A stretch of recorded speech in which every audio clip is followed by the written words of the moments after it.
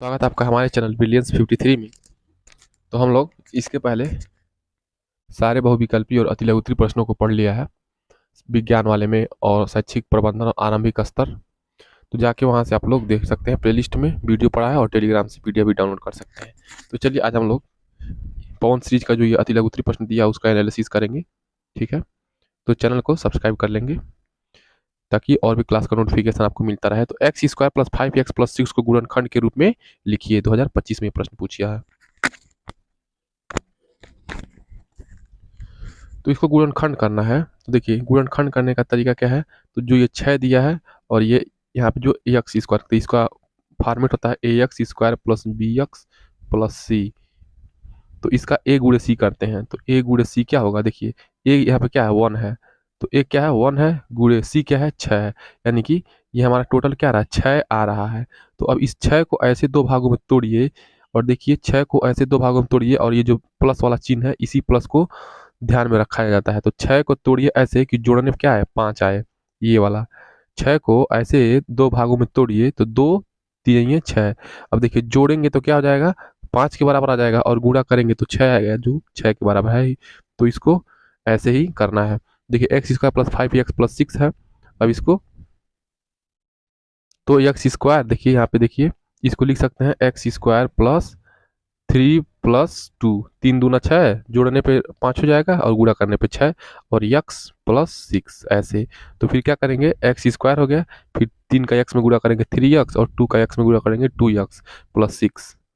तो अब इसको कॉमन ले लेंगे, x देखिए इसमें कॉमन है, इसमें दोनों में x कॉमन है तो x प्लस 3 हो गया। यहाँ पे 2 कॉमन है तो यहाँ पे लेंगे x और प्लस 2 से 3 बार में कट जाएगा तो 3 हो गया है। अब देखिए जो सेम संख्या है कोष्ठक में उसको एक जगह लिख लेते हैं और जो ये एक्स और ये प्लस 2 को एक कोष्ठक में लिख लेते हैं। यही हमारा उत्तर हो गया, गुणनखंड हो गया। अब पूछते कि एक्स की वैल्यू क्या है, तो ये द्विघात समीकरण है, ये क्वाड्रेटिक इक्वेशन है।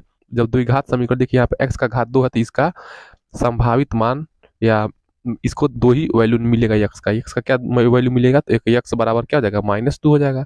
कैसे, तो एक्स प्लस 2 है, इसको 0 के बराबर कर देंगे तो क्या जाएगा एक्स बराबर -2। यहाँ पे एक्स प्लस 3 है तो क्या जाएगा यहाँ पे एक्स बराबर हो जाएगा -3, यानी कि एक्स बराबर -2 और -3।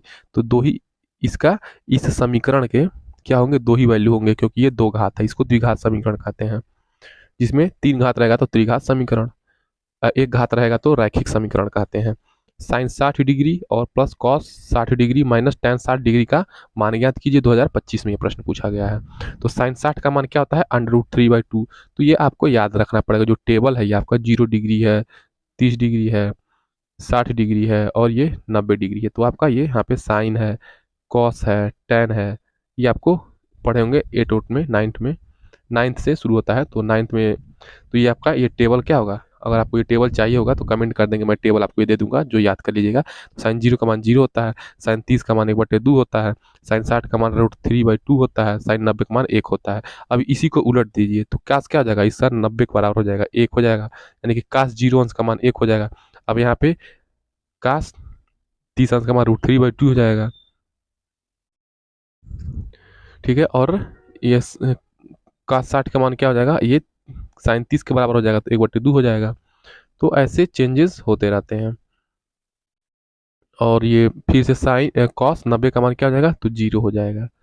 अब इन यहाँ पे 0/1 करेंगे तो क्या जाएगा, 1 से 0 भाग देंगे तो क्या होगा, tan 0 का मान क्या जाएगा, 0/1 से 0 भाग देंगे क्या होगा, तो 0 हो जाएगा। अब फिर यहाँ पे देखिए tan बराबर क्या होता है, साइन बटे कॉस होता है। तो अब इन दोनों को भाग दीजिए 1/2 और फिर बटे करेंगे तो क्या जाएगा 2/3 √3, तो 2 यानी कि 1/√3 हो गया। tan 60 का मान क्या होगा, √3 हो जाएगा और इसका क्या हो जाएगा, अनंत हो जाएगा। तो ऐसे आप वैल्यूज को याद करेंगे। तो साइन 60 का मान क्या हो जाएगा,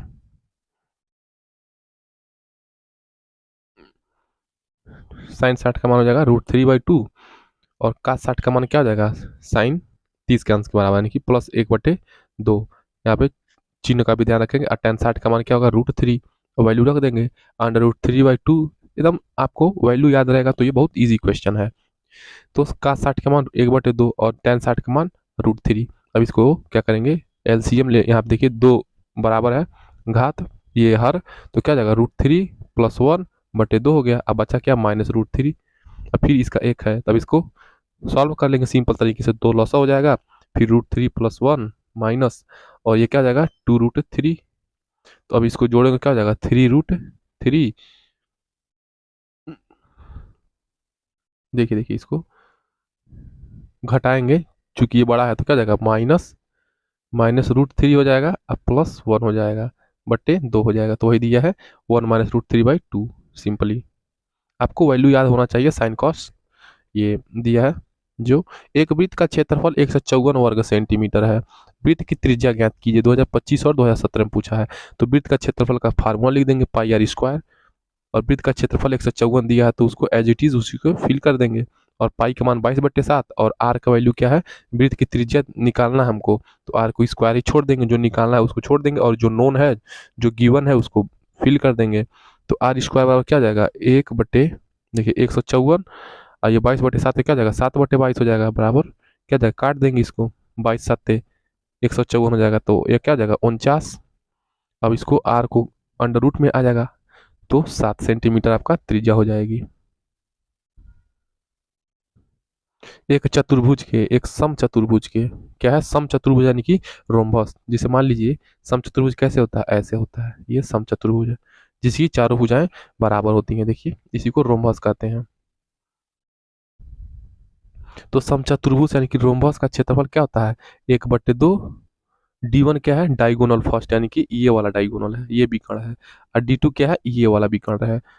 तो वही कह रहा है कि समचतुर्भुज का क्षेत्रफल 1/2 D1 गुणे D2। तो 1/2, अब पहला विकर्ण कितना दिया है 5 सेंटीमीटर, तो 5 सेंटीमीटर फिल कर देंगे।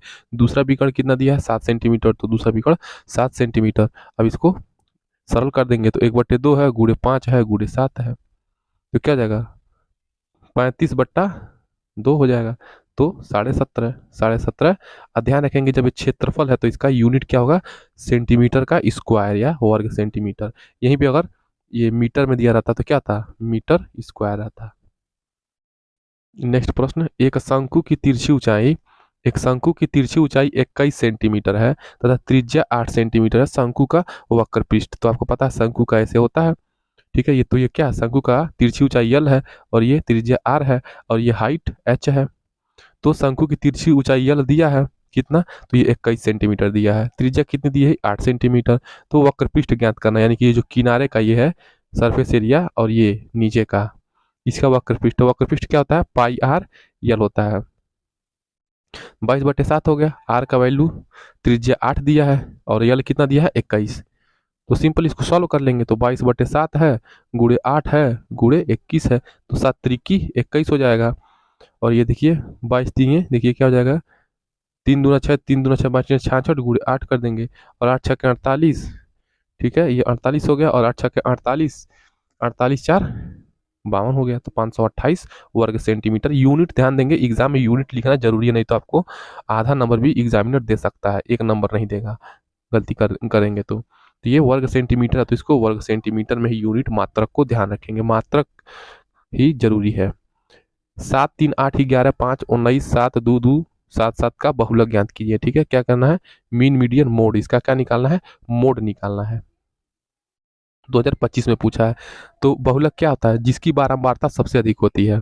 देखिए 7 का रिपीटिशन कै बार हुआ है 1 2 3 4, 4 बार, क्या 7 4 बार आता है, यानी कि सर्वाधिक बार आता है, इसीलिए बहुलक हमारा क्या हो जाएगा 7 हो जाएगा। तो ये सिंपल है, कोई भी आंकड़ा वैसे दिया रहेगा। देखिए इसको अव्यवस्थित आंकड़ा कहते हैं, जो ये आंकड़ा दिया गया है इसको क्या कहेंगे अव्यवस्थित आंकड़ा, अव्यवस्थित और अवर्गीकृत कहते हैं इसको, क्योंकि ये व्यवस्थित नहीं है। व्यवस्थित कब होगा जब इसको आरोही अवरोही में या इसकी बारंबारता दी होती या संचयी बारंबारता दिया गया होता है। इसको क्या कहेंगे अवर्गीकृत आंकड़े।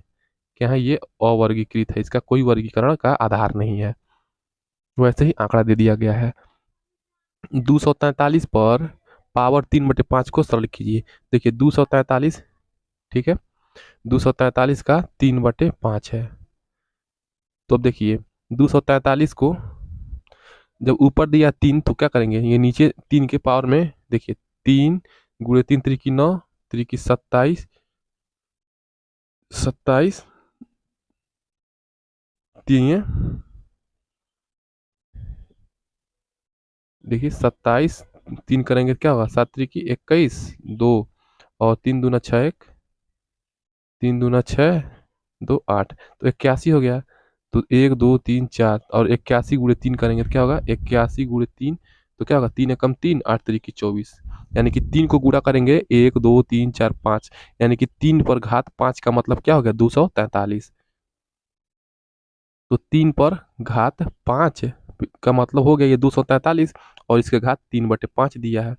तो आपको पता है फार्मूला, कोई अगर यक्स पे ए है और इस पे बी बाई सी है तो क्या होगा, एक्स पे हो जाएगा ए गुणे बी बटे सी, ये फार्मूला है। तो क्या हो जाएगा, 3 पे 5 है, अब इसको घात में गुणा कर देंगे तो क्या हो जाएगा, 5 गुणे 3/5 हो जाएगा, तो 5 से 5 कट जाएगा, 3 के घाते 3 हमारा हो गया, यानी कि 3 गुणे 3 गुणे 3, 3 त्रिक 9 त्रिकी 27 हमारा उत्तर हो जाएगा।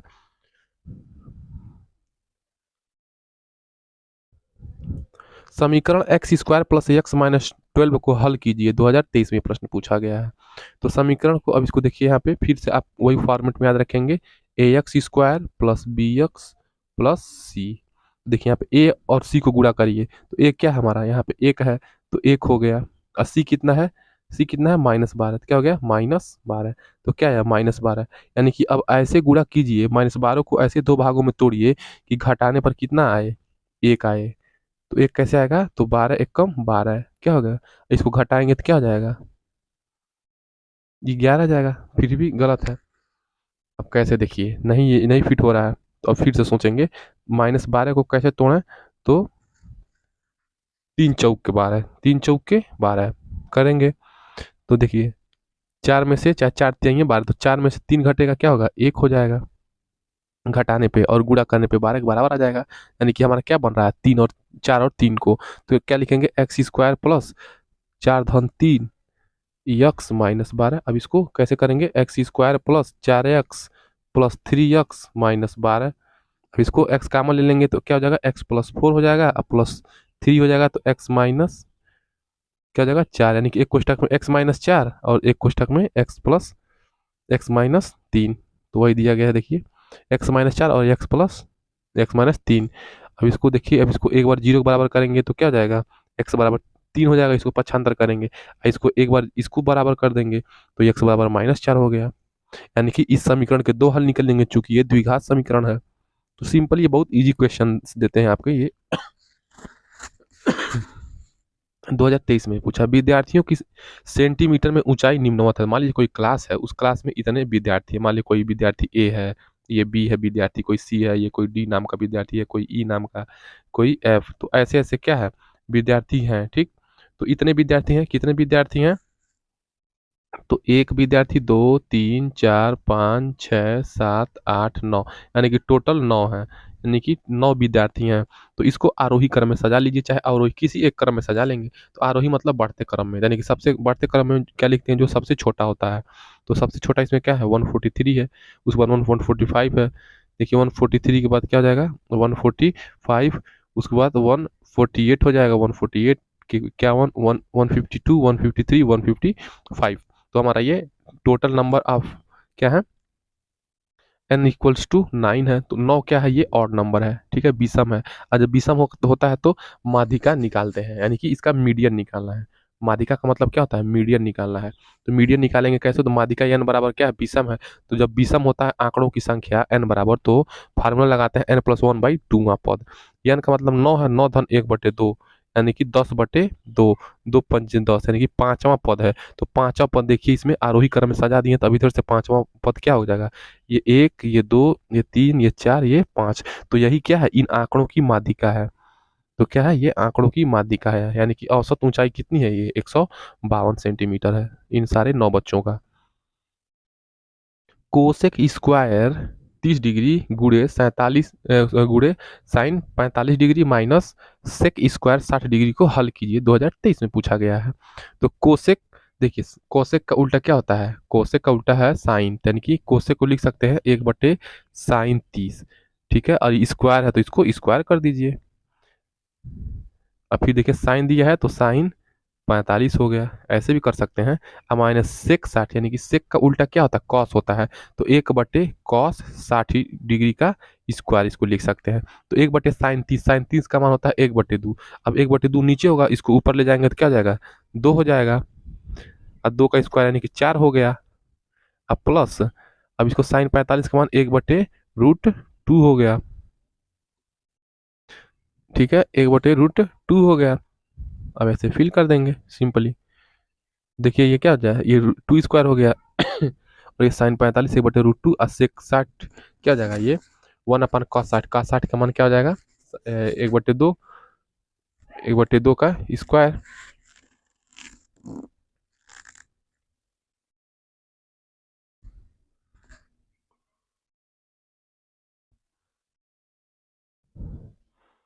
तो ये कोसेक, ये हमारा क्या हो गया, 2 दूना 4 हो गया। और ये 1 यानी कि 1/√2 हो गया। अब माइनस ये सेक स्क्वायर 60 है, तो ये 1/cos 60। cos 60 का मान क्या हो जाएगा, sin30 के बराबर हो जाएगा। तो cos 60 का मान क्या हो जाएगा, 1/2 का स्क्वायर। ये गलत दिया है ये वैल्यू, ठीक है, ये गलत दिया है। तो क्या हो जाएगा, ये ऊपर 4/√2 और माइनस 1/4। तो अब इसको क्या करेंगे, ऊपर नीचे क्या, ऊपर हो जाएगा 4√2, नीचे हो जाएगा 2, माइनस 1/4। अब इसको सॉल्व कर लेंगे तो कितना आएगा, तो 2 और 4 का लॉस या गुणा कर दीजिए, 4×4 = 16√2 माइनस 2/8। अब ऊपर क्या मान लेंगे, क्या 2 का मान लेंगे तो क्या हो जाएगा, 8√2 माइनस 1/, आपका हो जाएगा 8। अब 2 से काट देंगे क्या, 4, यानी कि 8√2 माइनस 1/4 हमारा उत्तर हो जाएगा। नेक्स्ट प्रश्न देखिए, 10 सेंटीमीटर लंबे और 7 सेंटीमीटर चौड़े आयत को, तो 10 सेंटीमीटर लंबा है और 7 सेंटीमीटर, तो 7 सेंटीमीटर चौड़ा है और 10 सेंटीमीटर क्या है, लंबा आयत के परितः घुमाने पर बने बेलन को आयतन को ज्ञात कीजिए। अब इसको किसके परितः घुमाना है, लंबाई के परितः। जब इस लंबाई के परितः घुमाएंगे तो बेलन बनेगा ना। तो बेलन कैसे बनेगा, तो ये 7 हमारा क्या हो जाएगा, त्रिज्या हो जाएगा। यानी कि इसको क्या लंबाई के परितः मोड़ेंगे, यानी कि इसको ऐसे मोड़ेंगे। एक आप पेज ले लीजिए और एक पेज को क्या करिए, मोड़ लीजिए लंबाई के परितः। तो क्या हो जाएगा, ये इसको मोड़ेंगे तो क्या हो जाएगा, ये ऐसे हो जाएगा। तो हमारा त्रिज्या क्या बन गया, तो यही जो हमारा चौड़ाई है ये त्रिज्या बन गया। तो पाई त्रिज्या क्या हो जाएगा, 7 सेंटीमीटर। तो 7 स्क्वायर गुड़े एच हमारा क्या आ जाएगा, ऊंचाई क्या आ जाएगा, ऊंचाई हमारा, ये देखिए ये पूरा हमारा, ये हमारा ऊंचाई बन गया। ये हमारा ऊंचाई है 10 सेंटीमीटर। तो 22/7 गुड़े 7 की स्क्वायर, 7 स्क्वायर गुड़े 10, यही सिंपली हो गया है। तो 22, और ये देखिए 7 से 7 एक कट जाएगा, ठीक। तो 22×7 = 154, 22×7 = 154 हो गया, और 10 तो क्या हो गया, 1540 घन सेंटीमीटर। क्यों घन सेंटीमीटर दिया गया है, क्योंकि आयतन है। तो आयतन में क्या होता है, लंबाई होता है, चौड़ाई होता है और ऊंचाई होता है। तो इसका भी मान लीजिए सेंटीमीटर हुआ, इसका भी सेंटीमीटर, अगूड़े सेंटीमीटर, तो सेंटीमीटर का क्यूब हो गया, यानी कि घन सेंटीमीटर इसको पढ़ते हैं। नेक्स्ट प्रश्न देखिए, प्रश्न number 4। 4 tan² 60 degree minus cos² 90 degree plus 2 sin² 45 degree minus 4 cot² 45 degree का मान ज्ञात कीजिए। 2022 में प्रश्न पूछा गया है। तो tan 60 का मान होता है √3, इसका स्क्वायर दिया है तो √3 का स्क्वायर हो गया, 4 से गुणा, माइनस cos 90 का मान क्या होता है, 0 होता है। और sin 45 का मान 1/√2, तो यहाँ पे स्क्वायर कर देंगे। अब इसको सिंपली cot² 45 यानी 1/tan 45, tan 45 का मान 1, इसको क्या कर सकते हैं, 1/tan 45 के रूप में लिख सकते हैं, स्क्वायर है। 1/tan 45 का मान 1 मतलब 1 ही हुआ, तो यही सिंपली लिखा गया। सब आपको याद होना चाहिए, ये जो त्रिकोणमितीय फलन है, ये ट्रिग्नोमेट्रिक फंक्शन है, इसकी वैल्यू आपको याद होनी चाहिए, इसको आप लोग याद कर लेंगे। 4 इंटू यहाँ पे √3 है, तो √3 को जब 2 बार गुणा करेंगे तो ये करड़ी हट जाएगा, तो क्या जाएगा, 3 हो जाएगा। और यहाँ पे इसको 1/√2 गुणे 1/√2, तो 1/√2 गुणा करेंगे तो क्या जाएगा, 1/2 हो जाएगा। तो वही सिंपली वैसे सॉल्व कर लिएगा। तो 4 गुणे यहाँ पे 3 हो गया है, और ये 0 का मतलब कुछ होता ही नहीं है, खत्म। और यहाँ पे 1/2 हो जाएगा, 2 से 2 कट जाएगा, और माइनस 4 गुणे 1 हो जाएगा 4। तो 4 3 12 और ये 2 से 2 कट गया, एक बचा -4 यानी कि 12 धन 1 यानी कि 13 माइनस 4, 13 माइनस 4 तो 9 हो गया, 9 हमारा उत्तर आ गया। समीकरण 2x² - 5x - 3 बराबर 0 को सरल कीजिए, 2022 में पूछा गया है। तो अब इसको ax² plus bx plus c, देखिए a गुणे सी करेंगे क्या हो जाएगा, यानी कि 2 गुणे 3 यानी कि 2 3 6। अब 6 को ऐसे दो भागों में तोड़िए कि घटाने पर क्या है, 5 आए, तो 3 दूना 6, तो घटाएंगे तो क्या होगा, 1 आ जाएगा। नहीं तो क्या करेंगे, अब 6 और 1 कम आएगा, तो 6 1 कम 6 गुणा करेंगे तो और घटाएंगे तो 5, यानी कि इसको हम लोग लिख सकते हैं 2x² माइनस 6 माइनस 1 का यक्स, 6 माइनस 1 5 हो गया, तो देखिए इसके 5 के बराबर हो गया, माइनस चिन्ह है ही, यक्स हो गया -3 हो गया, यानी कि 2x² माइनस 6x, यहाँ पे माइनस इसका और इसका माइनस मिलके प्लस हो जाएगा यक्स -3। अब इसको कॉमन ले लेंगे, जब कॉमन लेंगे तो क्या हो जाएगा 2x+1, देखिए इसको 2x+1 और x-3, तो 2x+1 बराबर 0 करेंगे तो क्या हो जाएगा, यहाँ पे 2x बराबर 1, तो x बराबर क्या हो गया हमारा, यहाँ पे 2x+1 बराबर 0 है, तो 2x बराबर हमारा हो गया -1, तो x बराबर हो गया -1/2, यहाँ पे x बराबर -1/2 आ गया, यहाँ पे एक x बराबर 3 आ गया, तो द्विघात समीकरण है तो दो वैल्यू आ गई।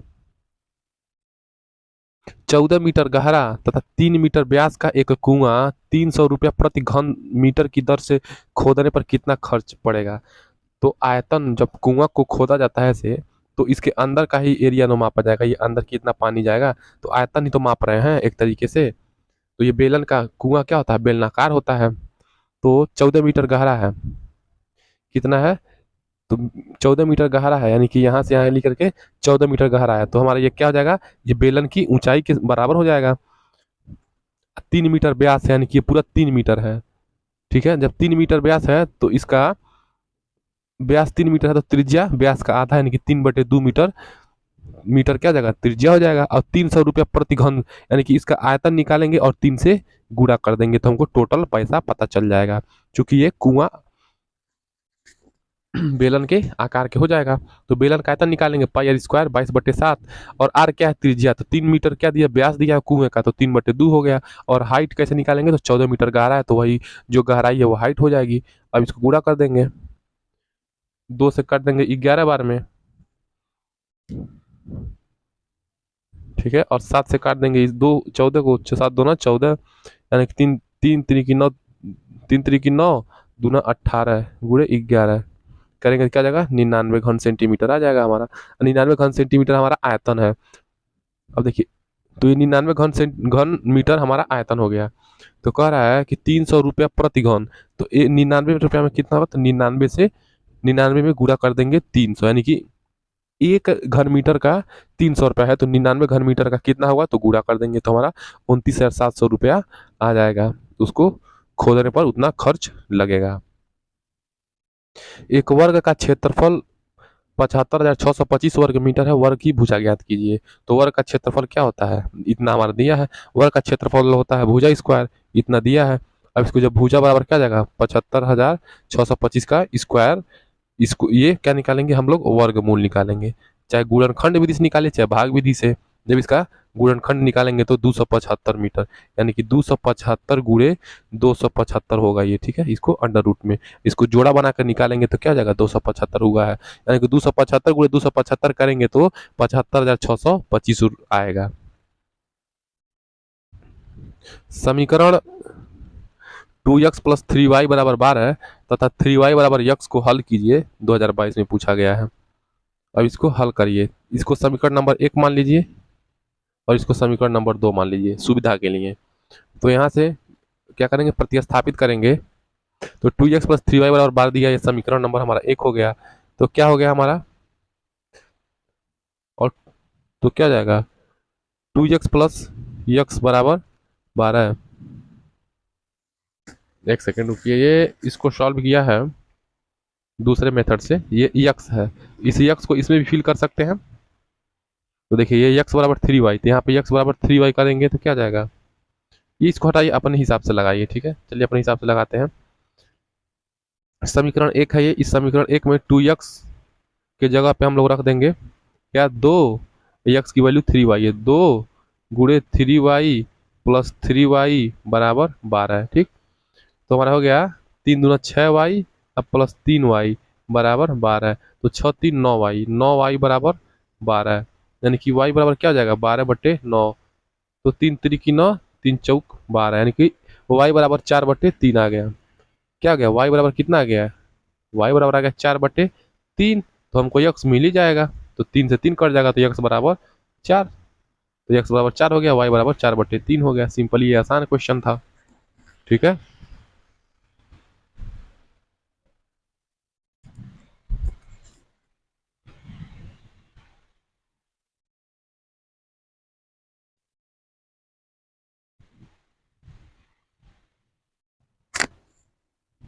तो चलिए नेक्स्ट प्रश्न हम लोग पढ़ते हैं। प्रायिकता प्रोबेबिलिटी का क्वेश्चन आ गया है यहाँ पे। तो दो सिक्कों को उछालने पर प्रत्येक घटना के घटने की संभावना ज्ञात कीजिए। तो देखिए, एक दो सिक्का क्या होता है, सिक्का के एक साइड यक्ष होता है और इसके पिछले साइड क्या होता है, टेल होता है। इसको क्या कहते हैं, चित्त कहते हैं। हेड मतलब चित्त हो गया और टेल मतलब पट हो गया। और बच्चे इसको क्या कहते हैं, भारत कहते हैं और इसको चीन कहते हैं। ठीक है, तो भारत चीन आप लोगों ने बचपन में खेला होगा। तो भारत चीन चलिए खेलते हैं इस क्वेश्चन में। तो दो सिक्कों को जब हवा में आप उछालेंगे, जब क्रिकेट टीम में जो रेफरी होता है वो क्या करता है, दो एक ही सिक्का वो उछालता है, लेकिन चलिए दो सिक्के आप उछालिए हवा में। तो दो सिक्कों को उछालेंगे, जैसे मान लीजिए एक सिक्का ये हो गया। ठीक है, पहला उसका हेड और टेल होगा और दूसरे पे हेड और टेल होगा, यही होगा ना।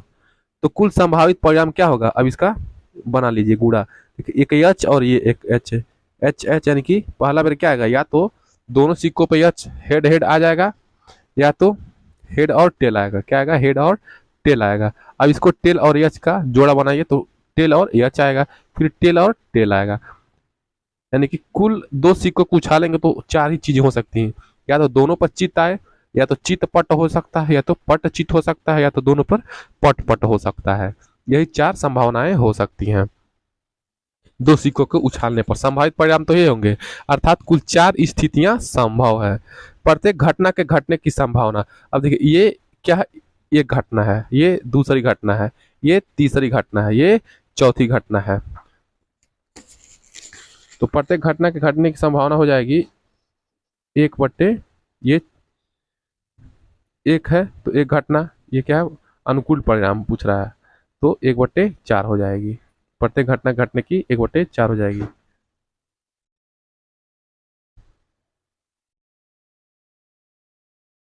करड़ी संख्याएं किसे कहते हैं, ऐसी संख्याएं जिनका वर्गमूल हो, घनमूल हो तो 3 घात, चतुर्थ मूल हो तो यहाँ पे 4 घात, और ये 5 मूल हो तो 5 घात। इसको ऐसे से करते करते कहाँ पर जाके एन तक जाएंगे, एन मूल तक हम लोग निकाल सकते हैं। तो जो प्राकृतिक संख्या इसके अंदर क्या होगी, प्राकृतिक संख्या हो सकती है या परिमेय संख्या नहीं होती। तो जो प्राकृतिक संख्या या परिमेय संख्या नहीं होती, वे सभी करड़ी संख्याएं कहलाती हैं।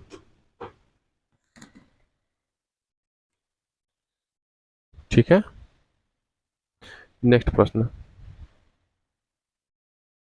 5 का पावर 5, यानी कि 5 को क्या करेंगे, 5 बार गुणा करिए, 2 3 4 और 5।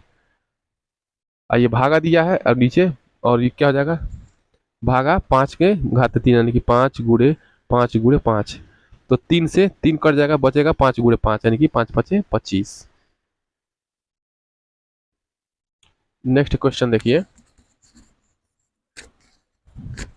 नेक्स्ट क्वेश्चन क्या है, तो नेक्स्ट क्वेश्चन बहुत ही इजी है।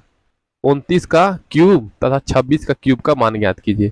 तो 29 गुणे 29 इसको आप लोग कर लेंगे, कितना जाएगा, 24,389। और 26 का 3, यानी कि 26 गुणे 26 गुणे 26। तो 26 को 3 बार गुणा करेंगे तो क्या आ जाएगा बताइए, 17,576। यानी कि 29 का जो घनमूल है, 29 का जो घन है, सॉरी घनमूल नहीं कहेंगे, घनमूल तो ऐसे हो जाएगा 24 3 8 9। अब ये हमारा हो गया। जब इसको 24,389 को जब घनमूल निकालेंगे तो क्या हो जाएगा, 29 गुणे 29 गुणे 29। जब इसका घनमूल निकालेंगे तो क्या हो जाएगा, 29 हो जाएगा। तो वही दिया 29 का क्यूब दिया है, तो 29 का क्यूब मतलब 29 को 3 बार गुणा तो 24,389, या 26 का क्यूब क्या हो जाएगा 17,576। तो ये सब याद करने वाली चीजें हैं, आपको याद करना पड़ेगा, या वैसे कर सकते हैं, थोड़ा सा टाइम लगेगा।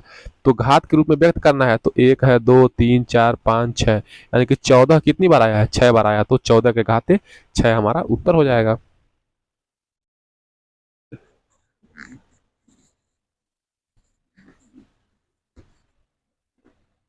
करड़ी का प्रतीक चिन्ह क्या है, तो करड़ी का प्रतीक चिन्ह क्या है, यन के पावर ऐसे, ठीक है, यही क्या है करड़ी का प्रतीक चिन्ह है। अब यन की जगह 2 हो सकता है, 3 हो सकता है, 4 हो सकता है, 5 हो सकता है, ऐसे बढ़ते बढ़ते हो सकता है, वही करड़ी संख्याएं कहलाती हैं। छह अंकों की 6 अंकों की छोटी से छोटी पूर्ण वर्ग संख्या ज्ञात कीजिए। तो 6 अंकों की छोटी से छोटी पूर्ण वर्ग संख्या क्या है,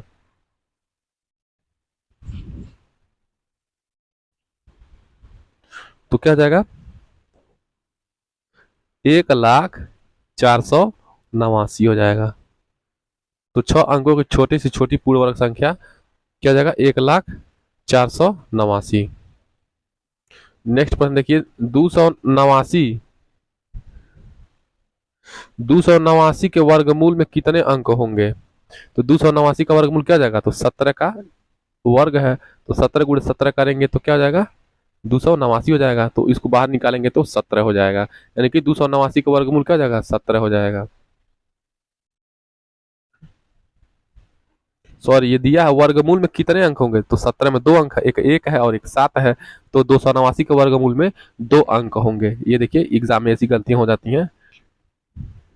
पूर्ण वर्ग संख्या क्या कहलाती हैं, तो पूर्ण वर्ग संख्या क्या है, तो किसी संख्या का अभाज्य गुणनखंडों, क्या है कोई संख्या है उसका अभाज्य गुणनखंड करिए, जैसे मान लीजिए 6 है तो इसका अभाज्य गुणनखंड क्या हो जाएगा 2 गुणे 3, तो क्या है 2 भी अभाज्य संख्या है, 3 भी अभाज्य संख्या है, तो किसी संख्या का अभाज्य गुणनखंडों के समान खंडों के जोड़े बनाने के बाद कोई अभाज्य गुणनखंड न रहे तो वह संख्या पूर्ण वर्ग संख्या कहलाती है। जैसे देखिए 16 है, अब 16 का देखिए अभाज्य गुणनखंड बनाइए, तो 4 चौके 16, तो ये जो 16 क्या है पूर्ण वर्ग संख्या, कैसे, अब इसका वर्गमूल निकाल लेंगे तो क्या जाएगा 4 निकल जाएगा, लेकिन जब इसका वर्ग कर देंगे तो क्या जाएगा 4 का स्क्वायर क्या जाएगा 4 चौके 16, यानी कि 4 क्या है 16 क्या है 4 का पूर्ण वर्ग है, वही कह रहा है, वही समझाना है। क्या 27,000 पूर्ण घन संख्या है, तो 3 त्रिक 9 त्रिकी 27, तो 27,000 के अभाज्य गुणनखंड करने पर, अभाज्य गुणनखंड आप कैसे करेंगे, इसको या तो ऐसे लॉसन निकाल लीजिए 27 ऐसे, ठीक है, तो 3 3 त्रिकी 9 9 त्रिकी 27, फिर 3 से काटेंगे 3 त्रिकी 9, फिर 3 से काटेंगे 3 त्रिकी 3 एकम 3, और फिर कैसे काटेंगे 2 से काटेंगे, तो ऐसे जब काटेंगे तो क्या हो जाएगा, जब गुणनखंड विधि से तो 2 गुणे 2 गुणे 2, फिर 3 गुणे 3 गुणे 3, 5 गुणे 5 गुणे 5। अब चूंकि क्या पूछा है घन निकालने के लिए, तो घन निकालने के लिए 3 का जोड़ा बनाएंगे। 3 3 को समूह बनाने पर कोई भी गुणनखंड शेष नहीं बचा है, तो 2 हो गया, फिर 3 हो गया, फिर 5 हो गया, तो देखिए ये क्या हो गया, ये भी घन है, ये भी घन है, ये भी घन है, तो क्या है 27,000 एक पूर्ण घन संख्या। क्यों पूर्ण घन संख्या है, क्योंकि कोई भी गुणनखंड में जैसे यहाँ पे एक्स्ट्रा 7 नहीं बच रहा है, 3 नहीं बच रहा है, या 8 नहीं बच रहा है, या 6 नहीं बच रहा है, तो ये क्या है ये जोड़ा बन जा रहा है, 3 3 का जोड़ा बन जा रहा है, इसीलिए क्या है ये पूर्ण वर्ग पूर्ण घन संख्या है। सबसे छोटी पूर्ण घन प्राकृतिक संख्या कौन सी है, तो एक सबसे छोटी पूर्ण घन प्राकृतिक संख्या है, एक सबसे छोटा है ना 1 गुणे 1 गुणे 1, तो क्या हो जाएगा 1, यानी कि बराबर 1 का क्यूब, तो एक क्या है पूर्ण घन है और प्राकृतिक संख्या भी है, एक एक सबसे छोटी पूर्ण घन प्राकृतिक संख्या है। यदि 3 सिक्कों को एक साथ ऊपर फेंका जाता है तो कितने प्रकार की घटनाएं संभावित हो सकती हैं बताइए। तो 3 सिक्का है, एक हेड टेल, पहला सिक्का हो गया, फिर दूसरा हो गया हेड टेल, फिर तीसरा सिक्का हो गया हेड टेल, तो 2 सिक्कों को उछालते हैं तो 4 परिणाम आते हैं, तो फिर जब इनको उछालेंगे तो क्या हो जाएगा फिर 4 परिणाम आएगा, तो कुल कितने हो जाएंगे 8 परिणाम हो जाएंगे, यानी कि 3 सिक्कों को एक साथ फेंकने पर कुल 8 घटनाएं हो सकती हैं। मैंने अभी आपको ऊपर बताया था कि 2 सिक्कों को उछालेंगे तो 4 होंगे, तो फिर जब 2 सिक्कों को उछालने में जो 4 संभावनाएं आएंगी उसको क्या करेंगे फिर एक सिक्के के साथ उसको उछाल देंगे, तो क्या जाएगा 4 और आ जाएंगी तो 8 हो जाएंगी। माध्यिका किसे कहते हैं, तो मीडियन, माध्यिका किसे कहते हैं? यदि आंकड़ों को आरोही या अवरोही क्रम में व्यवस्थित किया जाए तब मध्य में आने वाले पद का मान माध्यिका होता है। और n बराबर विषम आता है, पदों की संख्या विषम आती है तो formula n plus one by टूवा पद, और सम आती है तो n बाई टूवा पद plus n by two plus वनवा पद बटे दो, ये हमारा फार्मूला है।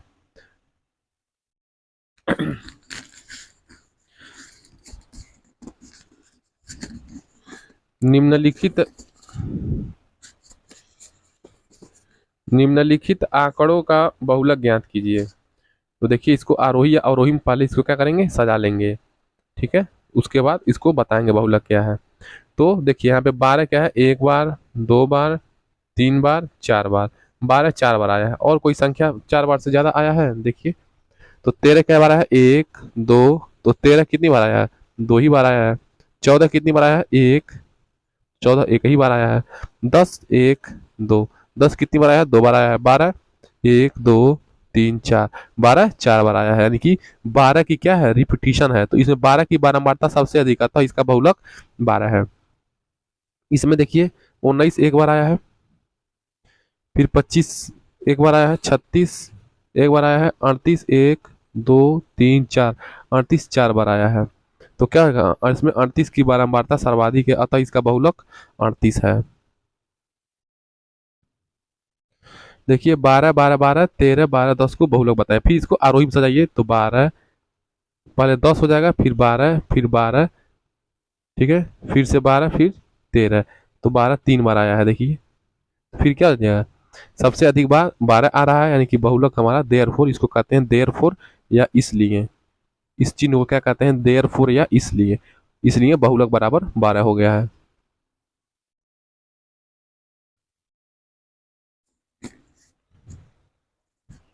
नेक्स्ट प्रश्न देखिए, लंबवृत्तीय बेलन के वक्र पृष्ठ का क्षेत्रफल का सूत्र लिखिए।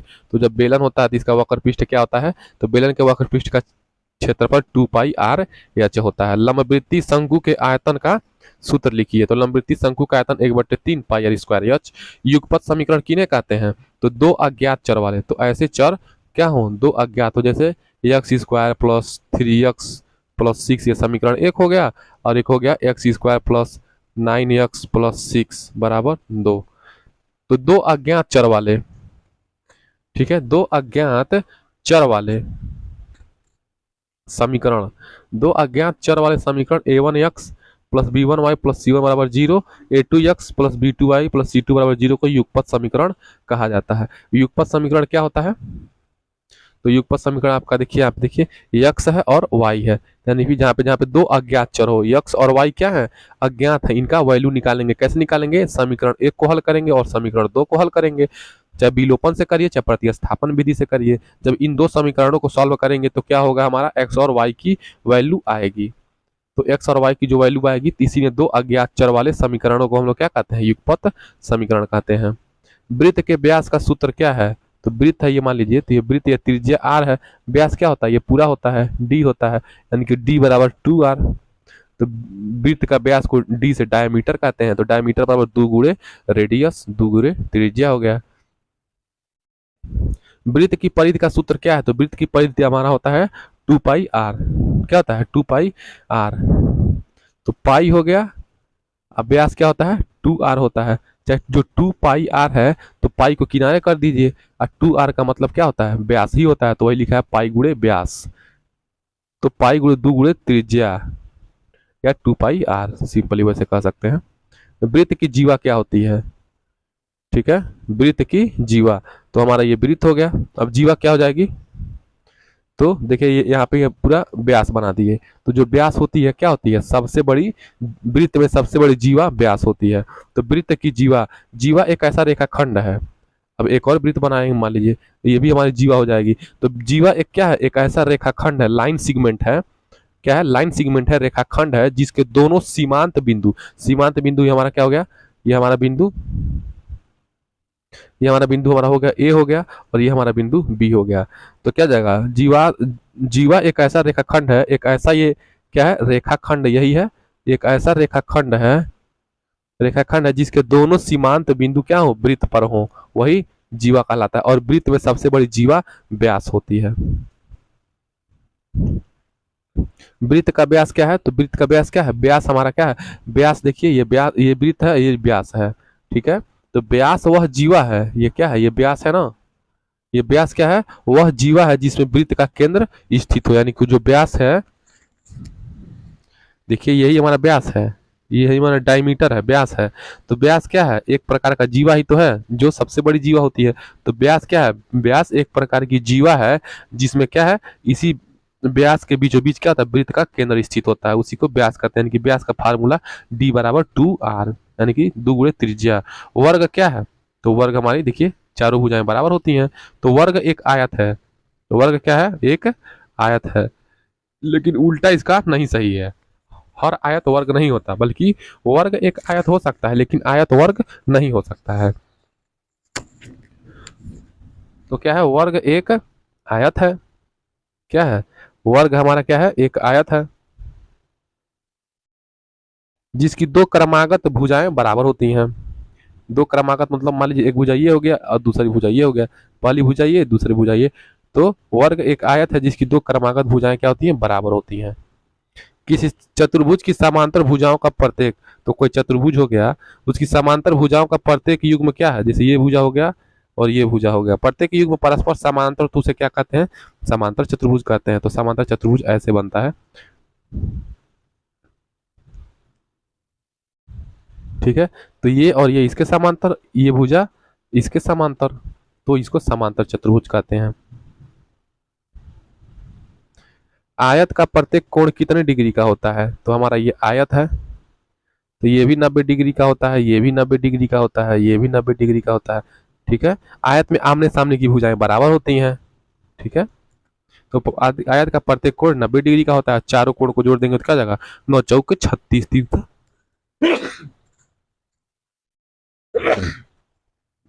360 डिग्री हो जाएगा।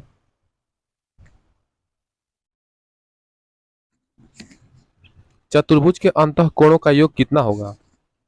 तो वही चतुर्भुज, ये मान लीजिए कोई चतुर्भुज है, चाहे आयत है, चाहे वर्ग है, चाहे समांतर है, चाहे समलंब है, चाहे समचतुर्भुज रोम्बस है, तो क्या होगा? सबका चारों डिग्री का 360 अंश होता है। तो 90 डिग्री ये, 90 डिग्री ये, 90 डिग्री ये, 90 डिग्री ये, तो 9 चौक 36, यानी कि 360 डिग्री इसका होता है। अंतः कोणों का योग कितना होता है? 360 डिग्री होता है।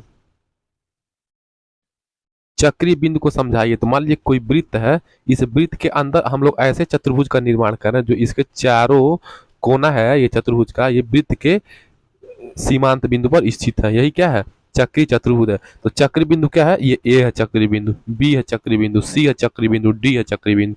तो जो बिंदु एक ही वृत्त पर स्थित होते हैं, तो देखिए ए हो गया, बी हो गया, सी हो गया, डी हो गया, एक ही वृत्त पर ही स्थित है कि नहीं है? तो एक ही वृत्त पर स्थित होते हैं, उन्हें चक्रीय बिंदु कहते हैं।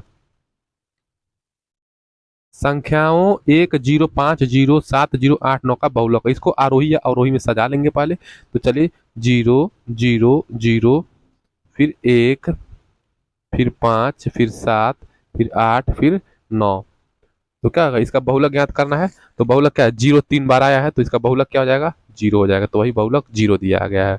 2016 में प्रश्न पूछा था। अब देखिए इसका एक घनमूल निकालना है, का मान ज्ञात, यानी कि 3 3 का जोड़ा बनाना है। तो 5 5 25, 5 125 हो गया, और गुणे 3। अब देखिए 3 दिया है तो 3 का जोड़ा बनाएंगे, तो 3 हमारा जोड़ा बनाएंगे तो 5 एक बाहर निकल जाएगा और ये अंदर 3 बच जाएगा, तो अंदर इसको 3 लिख देंगे। तो यही हमारा क्या हो जाएगा? आंसर हो जाएगा।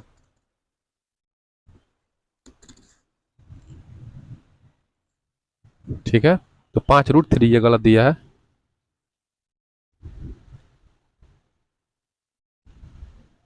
ठीक है,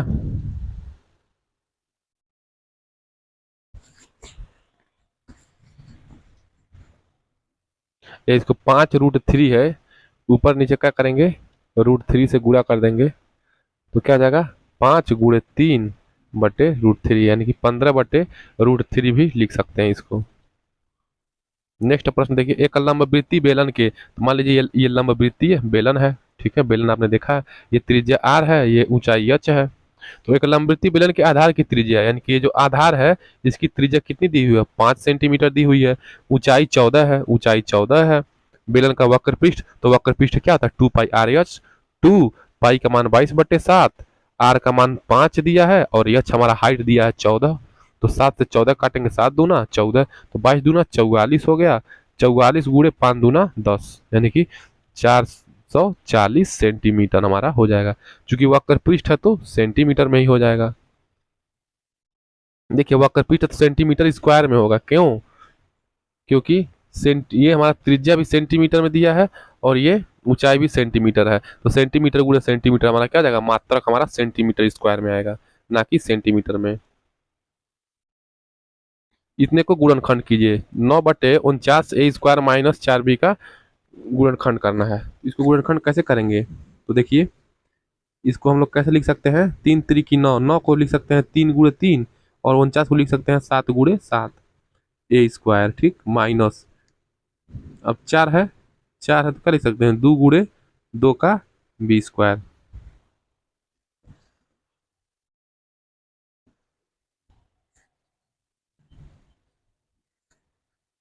तो देखिए इसको हम लोग कैसे करेंगे,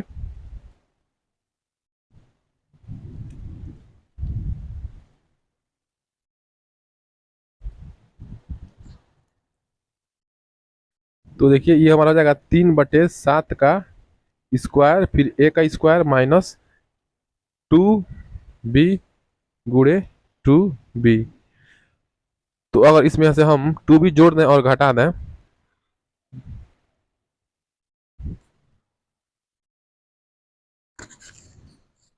कैसे हो जाएगा ये देखिए, ये हमारा क्या था 3/7, ठीक है, ए 3/7 A का स्क्वायर हो गया, फिर माइनस 2B का स्क्वायर हो गया, सिंपली। तो फार्मूला होता है A² माइनस B² बराबर क्या होता है, एक कोष्टक में A प्लस बी, दूसरे कोष्टक में होता है A माइनस बी। तो क्या हो जाएगा 3/7 A प्लस 2B एक कोष्टक में, और दूसरे कोष्टक में 3/7 A माइनस 2B, वही सिंपली हो जाएगा A² माइनस B² के फार्मूले पे। समचतुर्भुज यानी कि रोम्बस, समचतुर्भुज का मतलब रोम्बस, इसी को ये समचतुर्भुज का फिगर है। तो समचतुर्भुज के क्षेत्रफल का सूत्र क्या आ जाएगा, 1/2 विकर्ण गुणे विकर्ण 1 गुणे विकर्ण 1 गुणे विकर्ण 2, ये समचतुर्भुज का क्षेत्रफल है। नेक्स्ट प्रश्न देखिए, एक वृत्त का व्यास, ये वृत्त है, इस वृत्त का व्यास क्या है 14 सेंटीमीटर है, ठीक है, ये क्या है 14 सेंटीमीटर है। तो त्रिज्या क्या हो जाएगी, आधी हो जाएगी, यानी कि त्रिज्या 7 हो गई। तो वृत्त की परिधि, तो परिधि क्या होता है 2πr, 2 गुणे पाई का मान 22/7 और गुणे आर, आर क्या है 7 है, तो 7 से 7 कट गया, 22 दूना 44 सेंटीमीटर हमारा क्या हो गया, परिधि हो गया। तो वही दिया है 22 दूना 44 सेंटीमीटर परिधि हो गया है। त्रिज्या हम लोग देखिए आप निकालिए, आर बराबर 14/2 सेंटीमीटर। एक 7 सेंटीमीटर लंबे, 17 सेंटीमीटर लंबे, क्या है, एक 17 सेंटीमीटर लंबा, तो ये हमारा मान लीजिए लंबवृत्तीय बेलन है, ठीक। एक 17 सेंटीमीटर लंबा, एक सेकंड, एक 17 सेंटीमीटर लंबा, ये मान लीजिए आयत है, आयत ऐसे ही होता है। तो एक 17 सेंटीमीटर लंबा और 7 सेंटीमीटर चौड़े आयत के लंबाई के परिधि मोड़ेंगे तो क्या हो जाएगा, ये हमारा 7 त्रिज्या बन जाएगा। लेकिन अब चौड़ाई के परिधि मोड़ रहा है, इसको ऐसे ऐसे मोड़ रहा है, ऐसे ऐसे, ठीक है।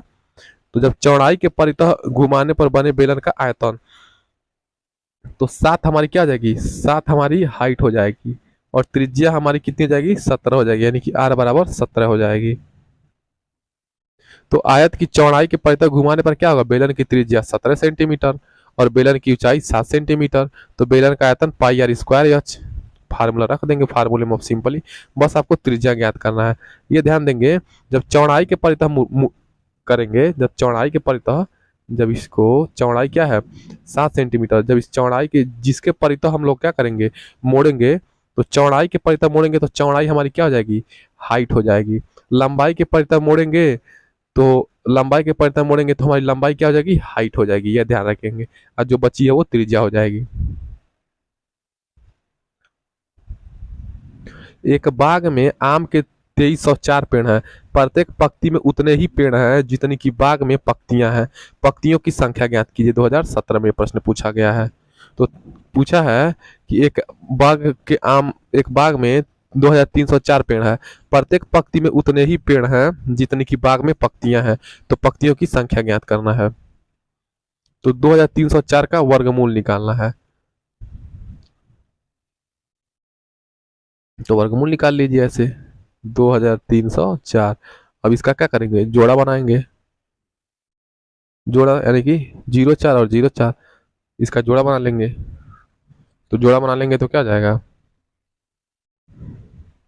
3 3 की 9, 4 चौक 16, 5 5 25, यानी कि 4 चौके 16। यहाँ पे फिर 4 उतार लेंगे। यहाँ पे देखिए 16 4 20, 4 3 7 हो गया। फिर यहाँ पे इसको 04 उतार लेंगे, तो फिर यहाँ पे 8 हो गया। ठीक है, अब 8 से 8 बार में करेंगे तो क्या जाएगा, 704 हो जाएगा। तो क्या जाएगा, यानी कि 4 हो गया और 8 हो गया, यानी कि 48 हमारा उत्तर हो गया। तो एक बाग में क्या है, आम के 2304 पेड़ हैं, तो प्रत्येक पंक्ति में उतने ही पेड़ हैं जितने की बाग में पत्तियां हैं। यानी कि पत्ती और पेड़ बराबर हैं, तो वर्गमूल के बराबर इसको वर्गमूल निकालेंगे। तो हमारा क्या जाएगा, 2304 जो है, 2304 का वर्गमूल निकालेंगे तो क्या जाएगा, 48 × 48।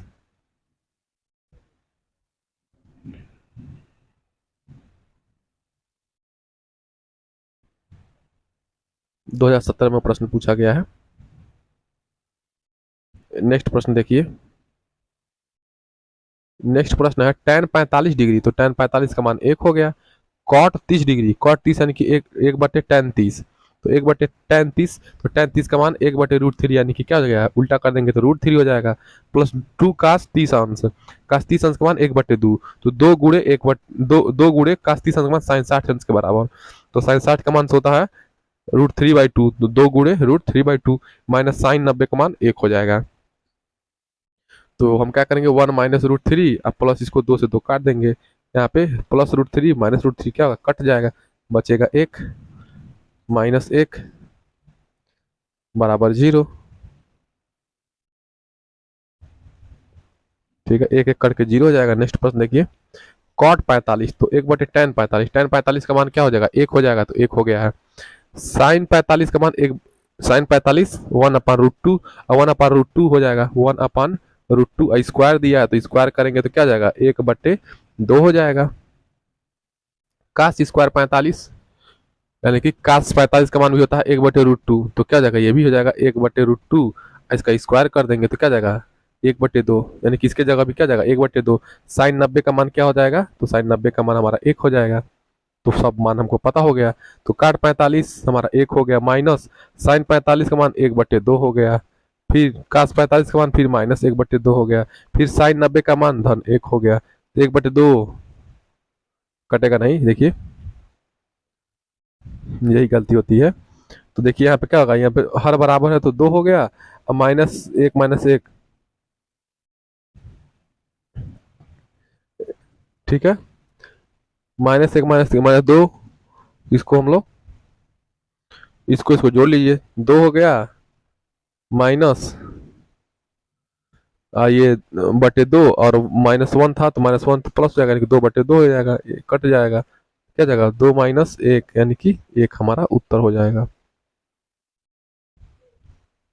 नेक्स्ट प्रश्न सेक 30, इसको लिख सकते हैं 1/cos 30, तो cos 30 का मान क्या हो जाएगा, साइन 60 अंश के बराबर, तो √3/2, इसके जगह √3/2, जब इसको ऊपर ले जाएंगे तो क्या हो जाएगा, 2/√3।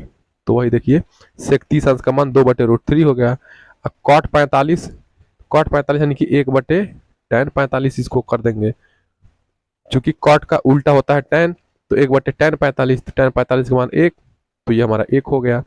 साइन 30 क्या हो जाएगा, साइन 30 का मान क्या हो जाएगा, 1/2, साइन 30 का मान क्या होगा, 1/2, देखिए यहाँ पे 1/2 रखा गया है। और काश जीरो का मान 1 हो गया है, साइन 90, काश जीरो मान होता है साइन 90 के बराबर, तो 2 × 1 हो गया। आपको वैल्यू याद होना चाहिए, तो 2/√3 -2, और फिर -2/√3 × 2, तो कितना हो गया हमारा, कट पीट के यहाँ पे देखिए, यहाँ पे 2 कॉमन ले लेंगे, तो 2 कॉमन ले लेंगे, 2/√3 हो गया, यहाँ पे -2 कॉमन लेंगे तो क्या हो जाएगा, -2/√3 + 1।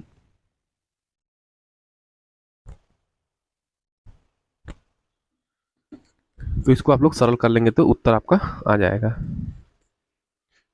ठीक है, चलिए नेक्स्ट प्रश्न।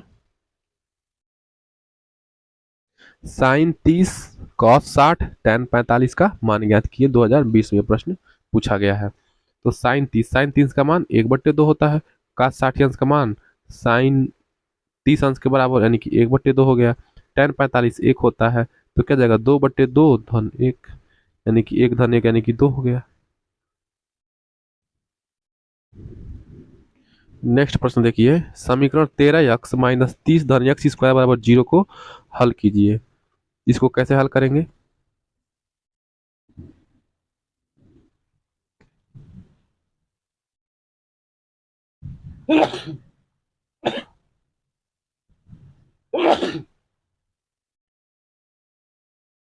इस समीकरण को हल करेंगे कैसे? 13x-30 धन एक्स स्क्वायर। तो देखिए ये हमने आपको बताया था a x square plus b x plus c. तो ए गुणे सी क्या है? ए हमारा, ये देखिए यहाँ पे सी देखिए 30 है। इसको पहले systematic a x square plus b x plus c में, तो क्या करेंगे इसको a x square plus 13x minus 30। अब 30 को गुणा कर देंगे, देखिए अब क्या जाएगा -30। अब 30 को दो भागों में तोड़िए कि जोड़ने पे क्या है 13 है, या घटाने पे 13 है। तो 15 दूना 30, तो 15 में से 2 घटेगा 13 हो जाएगा। 13 के बराबर तो क्या 15 और 2 का जोड़ा बनेगा। तो देखिए 15 -2 हो गया। अब इसको 15x करेंगे, 15x ये माइनस 2x -30 हो गया। अब फिर यक्स कामन ले लेंगे, यक्स कामन लेंगे तो यक्स प्लस 15 -2, यक्स प्लस 15 बराबर 0, यक्स प्लस 15 बराबर 0, यक्स बराबर -15, यक्स बराबर 2 हमारा आ जाएगा सिंपली।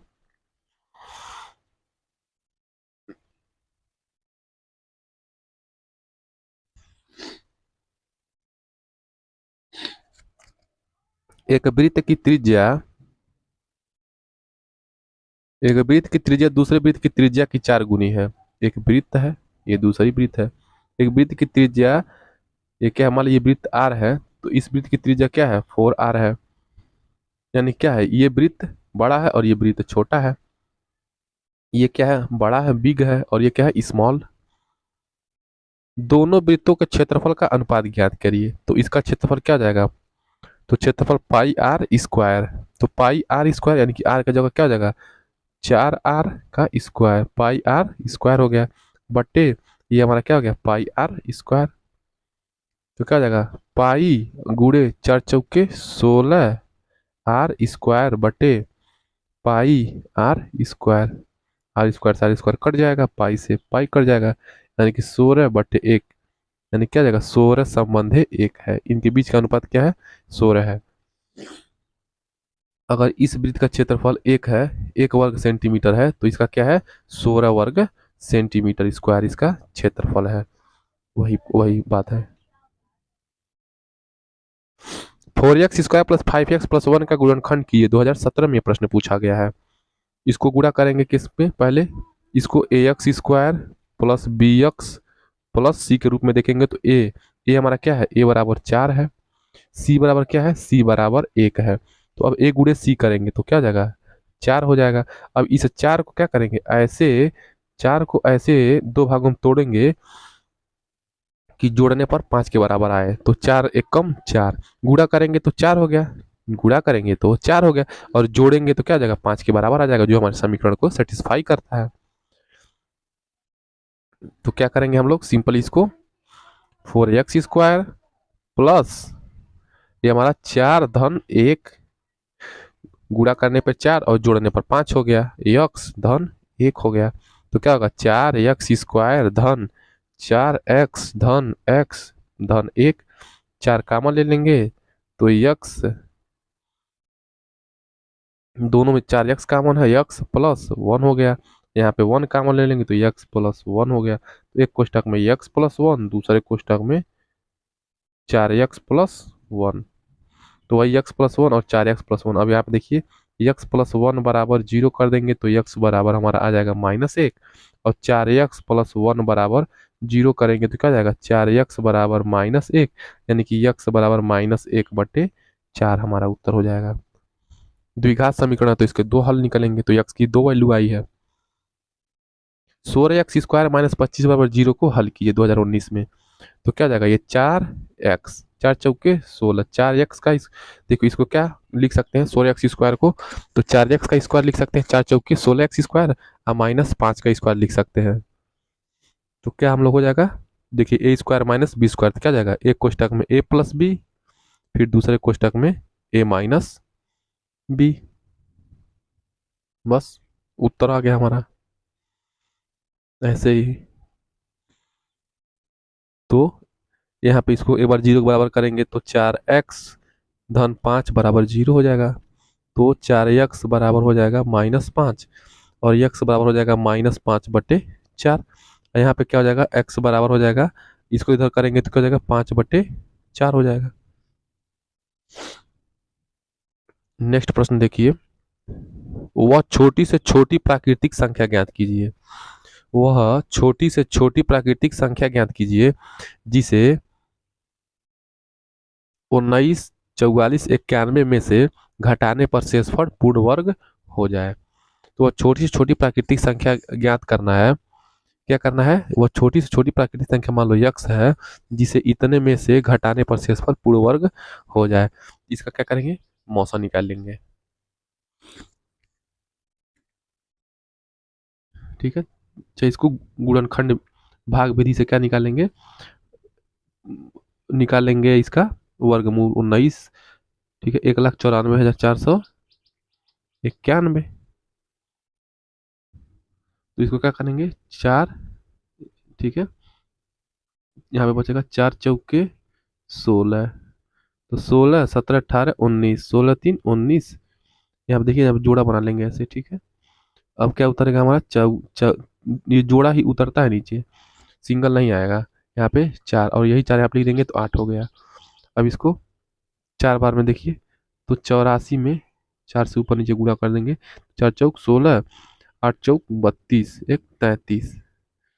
तो 4 बार में क्या आ गया, 336 आ गया। तो देखिए 336 आ गया है। जब 336 आ गया है तो 336, तो देखिए यहाँ पे 14 में से 6 जाएगा 6, 14 में 6 जाएगा 8, यहाँ पे 3 बचा, 3 में 3 0।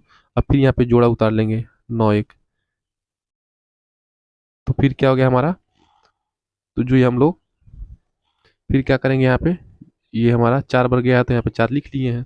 अब फिर ये 4 हमको जोड़ लेंगे, 4 4 8 हो गया और ये 8 हो गया।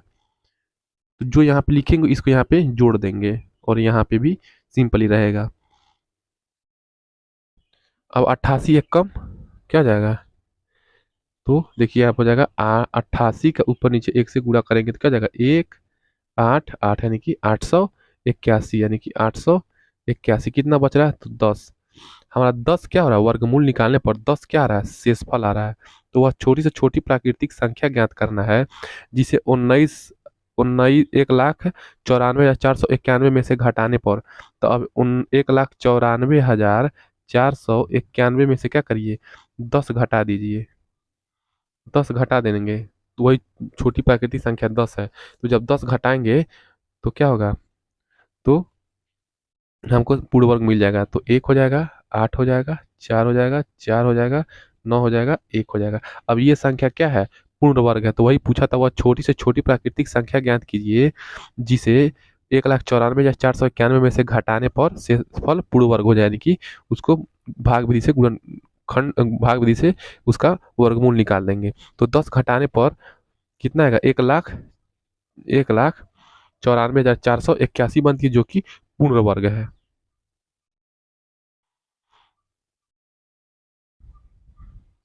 x² माइनस x माइनस 6 का गुणनखंड कीजिए, 2018 में पूछा गया है। अब इसका गुणनखंड कैसे करेंगे, तो 6 को ऐसे दो भागों में तोड़िए कि घटाने पे क्या आ जाए, 1 आए। तो 6 2 तिये 6, या 3 दूना 6, तो 3 में 2 जाएगा, 1 हो जाएगा। तो 3 और 2 का जोड़ा बनाएंगे, यानी कि x² minus minus 3 minus 2, x minus 6। तो x² minus 3x plus 2x minus 6, तो क्या हो जाएगा x, और कॉमन ले लेंगे तो क्या हो जाएगा, x plus x minus 3 plus 2 common लेंगे तो क्या हो जाएगा, x माइनस 3। एक कोष्टक में हो जाएगा x-3, दूसरे कोष्टक में हो जाएगा x+2, हमारा यही गुणनखंड हो जाएगा। समीकरण x² + 9 - 6 पर 0 को हल कीजिए, 2019 में पूछा है। तो अब देखिए इसको कैसे करेंगे। तो x² - 6x + 9, पहले इसको किसके फॉर्मेट में लिखेंगे, तो ax² + bx + c। यहाँ पे a की वैल्यू कितनी है, 1 है, b की वैल्यू कितनी है, -6 है, c की वैल्यू कितनी है, तो +9 है। ठीक है,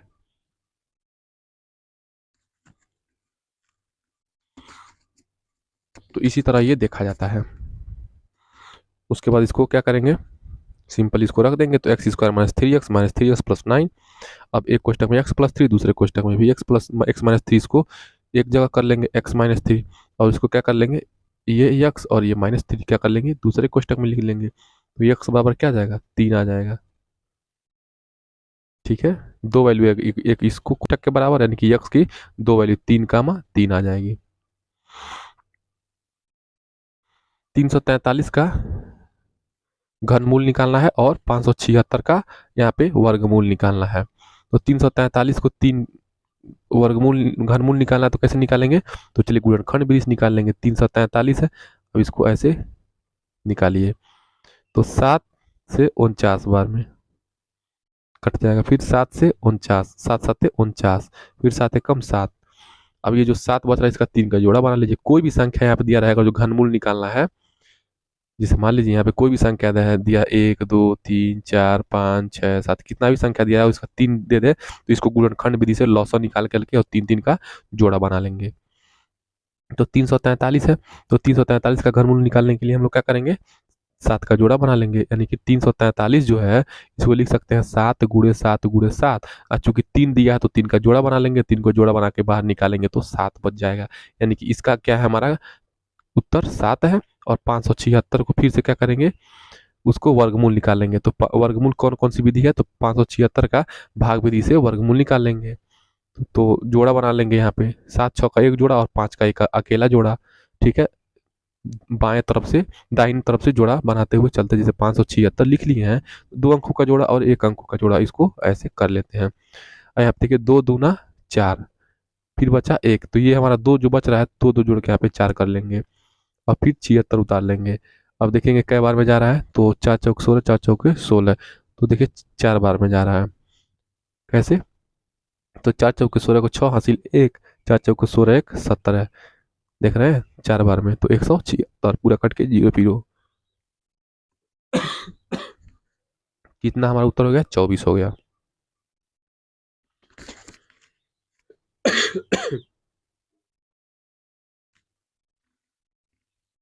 तो इसका हमारा 7 आया और इसका 24 आया, तो 24 और 7 का गुणा 168 हमारा पूरा उत्तर हो गया। ए बी सी डी एक चक्री चतुर्भुज है। ए बी सी डी क्या है, देखिए यहाँ पे ए बी सी डी क्या है, चक्री चतुर्भुज है। कोण ए 55 है, कोण ए देखिए यहाँ पे 55 दिया है, कोण बी 60 ही है, कोण सी और कोण डी, यानी कि ये कोण और ये कोण मान ज्ञात करना है। तो आपको पता है, तो चक्री चतुर्भुज में सम्मुख कोण का योगफल 180 डिग्री होता है। तो सम्मुख कोण मतलब आमने सामने का, यानी कि ए का सम्मुख कोण सी होगा। इन दोनों का योग कितना होना चाहिए, 180, यानी कि 55, और ये जो कोण सी है इसका मान कितना होना चाहिए, 180।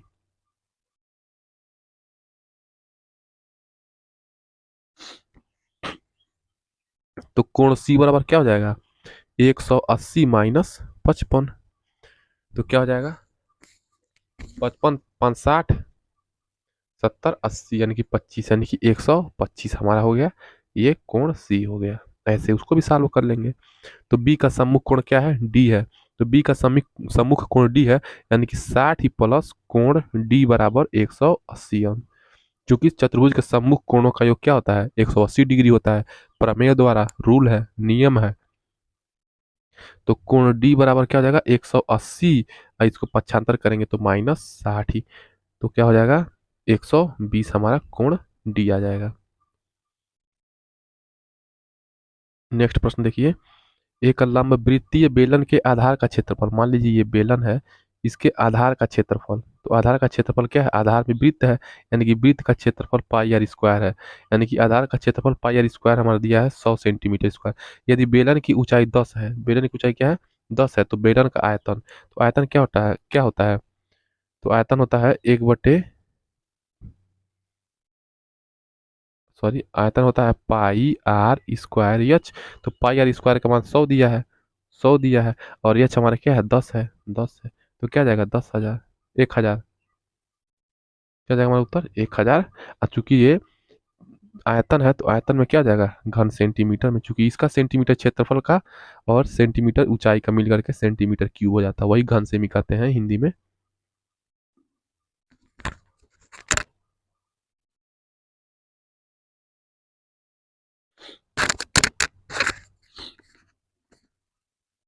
नेक्स्ट प्रश्न देखिए, समीकरण एक्स स्क्वायर प्लस 7x बराबर 10 बराबर 0 को हल कीजिए 2020 में। तो x square plus 7x plus 10 बराबर 0। अब 10 को ऐसे दो भागों में तोड़ेंगे कि जोड़ने पर 7 आए। तो 5 दूना 10, गुणा करेंगे तो क्या हो गया है 10 आ गया, और 5 और 2 जोड़ेंगे तो क्या आ जाएगा 7 आ जाएगा। तो अब इसको क्या करेंगे, ऐसे इस समीकरण को हम लोग ऐसे लिख सकते हैं, एक्स स्क्वायर प्लस 5 + 2 जोड़ने पर 7 हो गया, ठीक है 7 के बराबर हो गया, और यक्स लिख दिया हमने, अब प्लस 10 हो गया बस। अब इसको सॉल्व कर लीजिए, एक्स स्क्वायर प्लस 5 का यक्स में गुणा करिए 5 यक्स, 2 का यक्स में गुणा करिए धन 2 यक्स, धन 10। अब इसको कॉमन नंबर लेकर कटपीट करिए, उत्तर आ जाएगा एक्स बराबर -5 और एक्स बराबर -2, सिंपली। एक्स क्यूब -1 अपन एक्स क्यूब का मान ज्ञात कीजिए, यदि एक्स -1 अपन एक्स का मान 3/2 है। 2021 में ये प्रश्न पूछा है।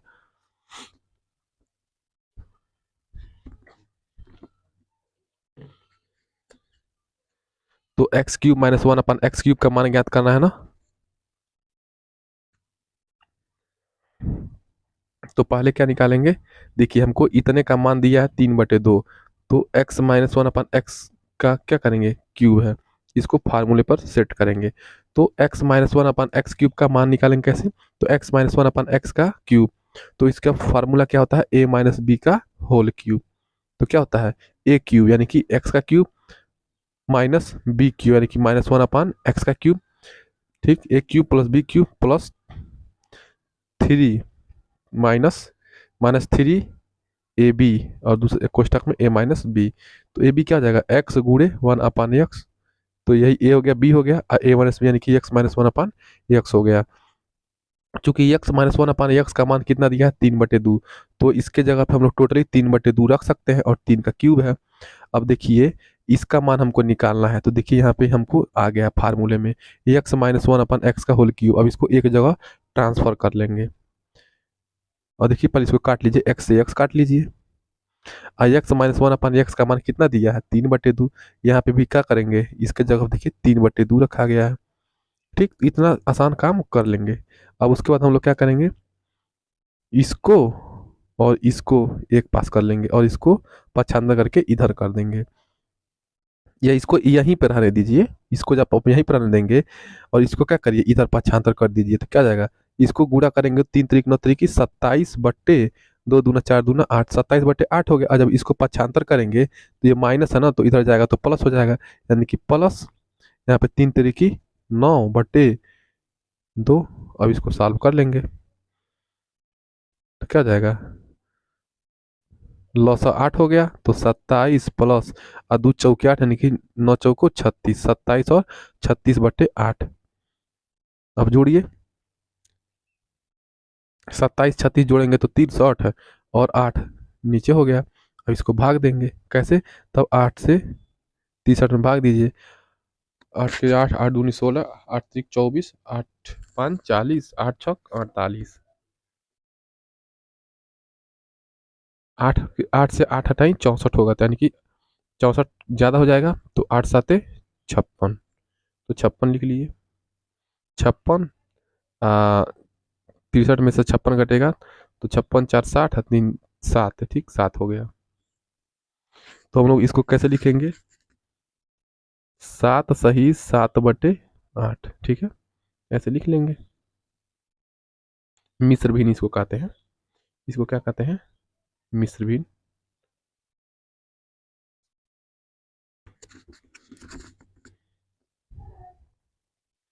पृथ्वी से चंद्रमा की दूरी लगभग 3,84,000 किलोमीटर है। तो अगर मान लीजिए ये पृथ्वी है, ये अर्थ है, और पृथ्वी से आप चंद्रमा देख रहे हैं मून को, तो कितना है इसके बीच की दूरी? 3,84,000। यदि पृथ्वी के चारों ओर क्या होता है? चंद्रमा चक्कर लगाता है। यदि पृथ्वी के चारों ओर इसका पथ क्या हो? वृत्ताकार हो। तो चंद्रमा के पथ की परिधि निकालना है। तो परिधि कैसे निकालेंगे? जो दूरी हमारी क्या हो जाएगी? त्रिज्या हो जाएगी, ये आर हो जाएगी। अब परिधि क्या हो जाएगी? 2 पाई आर, यानी कि 2 पाई, और आर हमारी क्या हो जाएगी? 3,84,000। जैसे ये चंद्रमा है तो पृथ्वी के चारों ओर घूमेगी वृत्त के रूप में। और जब यहाँ पे हमारी पृथ्वी क्या है? फिक्स है, मान के चलिए, ठीक है, या जैसे जैसे आप चंद्रमा घूमती है वैसे वैसे पृथ्वी घूमती है। ये तो भूगोल का विषय है, इसका अलग कॉन्सेप्ट है। तो जब ये घूमेगी इसके पीछे, इसके चारों तरफ चक्कर लगाएगी, रिवॉल्व करेगी, तो ये है का त्रिज्या बन जाएगी। तो देखिए 2 पाई और आर हमारा ये हो गया। अब देखिए पाई का मान 22/7, 22/7, और 3,84,000, यानी कि 2 पाई आर। 3,84,000, इसको 2 से गुणा कर देंगे तो क्या जाएगा? 7,68,000, अब 22/7, अब इसको गुणा और भाग करेंगे तो कितना आ जाएगा हमारा? आ जाएगा सैकड़ा, हजार, 10,000, लाख, 10 लाख। तो चंद्रमा के पथ की परिधि क्या है? इकाई, दहाई, सैकड़ा, हजार, 10,000, लाख, 10 लाख। 24,13,714.29 किलोमीटर वो क्या करता है? अपने एक चक्कर में दूरी चलता है।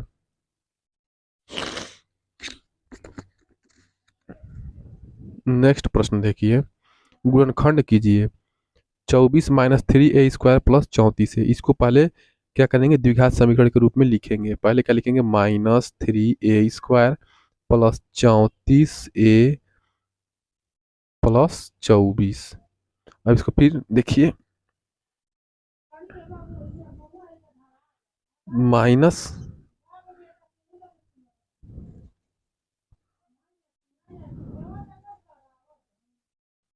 ठीक है,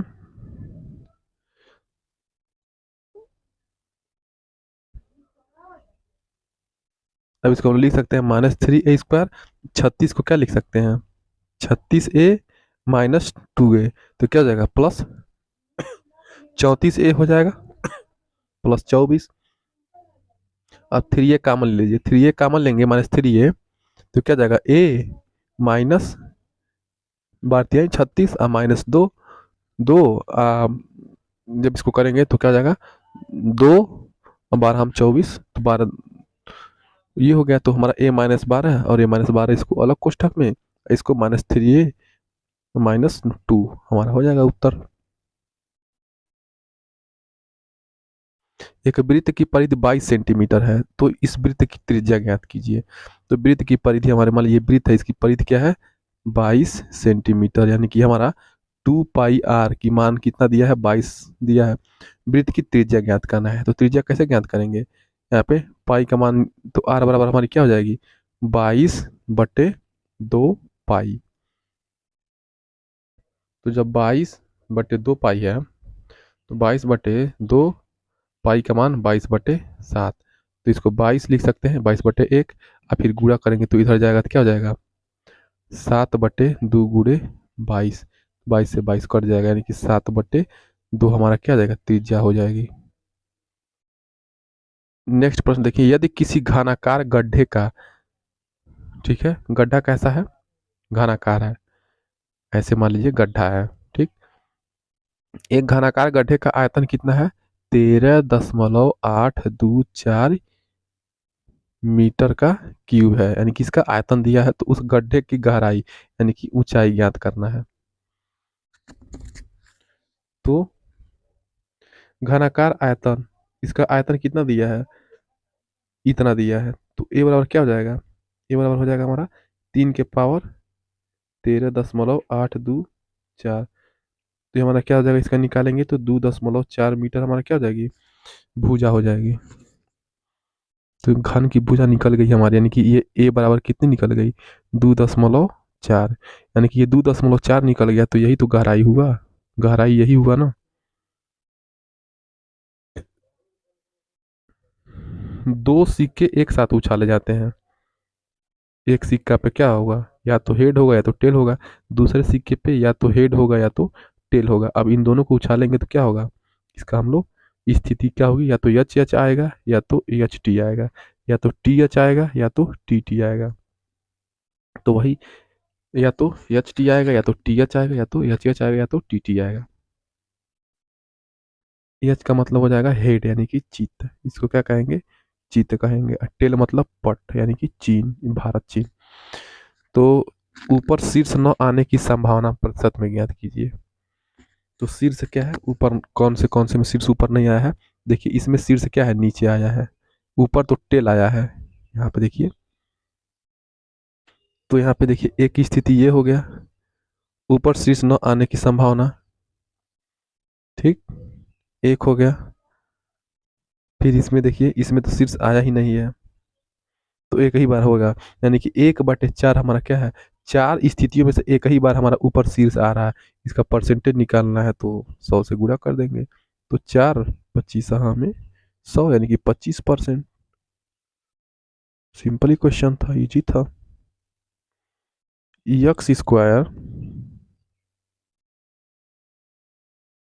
x² माइनस एक्स माइनस 6 के गुणनखंड कीजिए।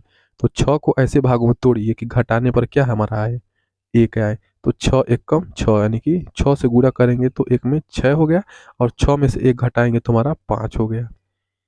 तो उसी प्रकार हम लोग क्या करेंगे इसको, x² माइनस 6 माइनस 1 x-6, इसको क्या कर देंगे x² फिर माइनस 6x, और ये माइनस मिलके प्लस x माइनस 6। तो x कामा ले लेंगे तो क्या हो जाएगा x-6, या प्लस एक कामा ले लेंगे तो x-6, एक कोष्टक में x-6, एक कोष्टक में x+1।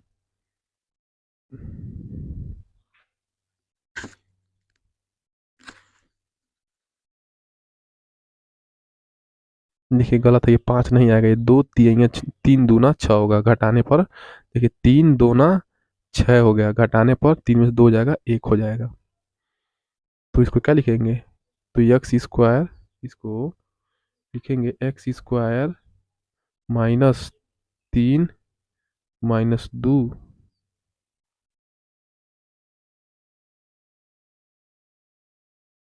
ठीक है, -2,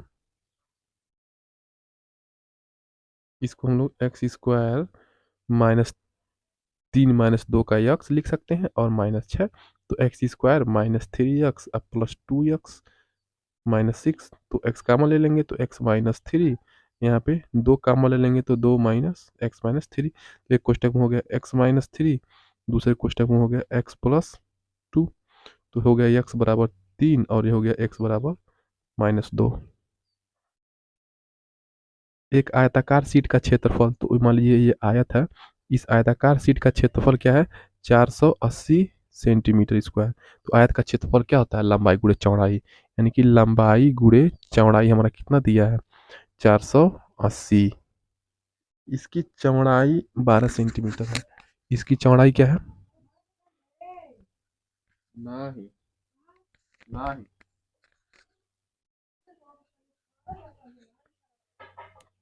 चौड़ाई का है 12 है, यल, तो 480, तो लंबाई क्या हो जाएगी 480/12, यानी कि 12×4 = 48, यानी कि लंबाई 40 हो गई। लंबाई हमारी कितनी हो गई, ठीक है, चौड़ाई 12 है, लंबाई हमारी 40 है।